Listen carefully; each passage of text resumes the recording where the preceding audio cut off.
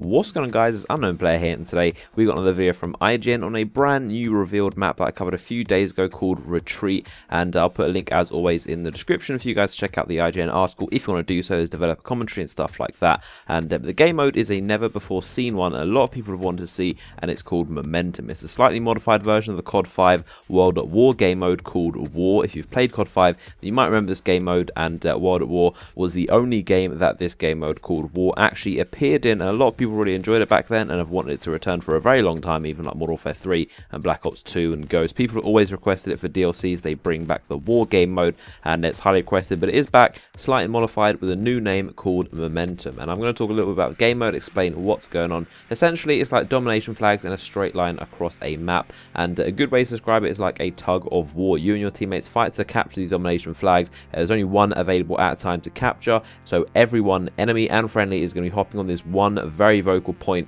so it's going to be very, very chaotic. Lots of explosions, lots of gunfires, lots of people jumping on this flag trying to capture it, and if you do capture a flag, you'll move one up to the enemy base. There's 5 in total, 1 in the middle and 2 progressively close to the enemy base, and obviously it'll be harder because you have to capture flags close to where the enemy are spawning. So when you win, you'll do so by capturing all 5 flags. Of course, it's actually round based, so they're actually quite a long game mode in itself. Each round has a maximum of 10 minutes as it looks right here, and the first round is 10 minutes, and then there'll obviously be a second one, and I'm not sure how they decide who wins if the 10 minutes are up and no one has actually gone all the way to the spawn. It might just give it to whoever is the more kind of like flags, like progressively into the enemy base. I'm not sure what would happen if it was in the middle, and I'm not sure how many rounds there are in total. It would make sense for there to be 3, but that's quite a long game mode. If there's 2 10-minute game modes and a tiebreaker, which might be like a minute or so, like probably first to cap the middle flag, it's going to be a very long game mode, and but either way, it's like a giant tug of war. And now another important factor is actually momentum. This is probably one of the most important factors to this game mode. Aside from capping the actual flags, momentum is one of the most important things you can think about.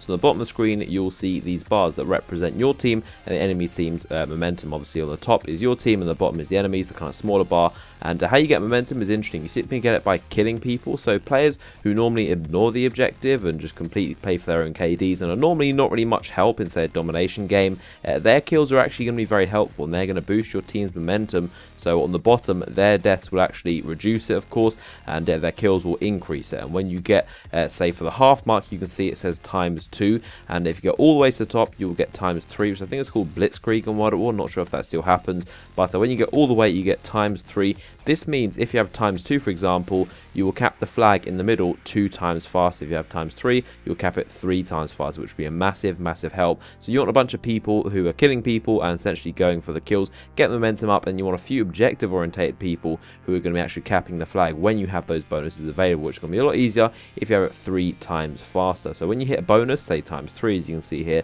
the bar will turn red because at maximum you've earned this, and you'll basically get 3 times their capturing ability, and then it'll go into cooldown. It will slowly dial backwards for about 30 seconds, and it will go back down to 2. Obviously in the meantime, you're able to cap 3 times faster while you're doing so for about that 30 seconds, and obviously if you die, if you stop getting momentum, if you start going back, it will start counting down, obviously. So it's all about keeping that and coordinating with your team to cap flag during that time and getting these kind of multipliers that will let you cap the flags easier. I'm struggling to see any differences between this and the original War game mode. As you know, I barely played COD World at War that much, so maybe you guys who played it a lot might be able to point out some differences between the old and the new game mode. I can't really spot all that many, but maybe there are a few slight tweaks to the actual original War from this actual momentum. So that is a very interesting game mode right there. Lots of stuff to think about. And another thing is that the spawns do not change. So if the flags and the enemy spawn, it will be genuinely very difficult. They won't spawn anywhere else. They're going to spawn right on you or pretty around the corner from you, to be honest, because it's simply their spawn, and it's going to be like demolition where spawn trapping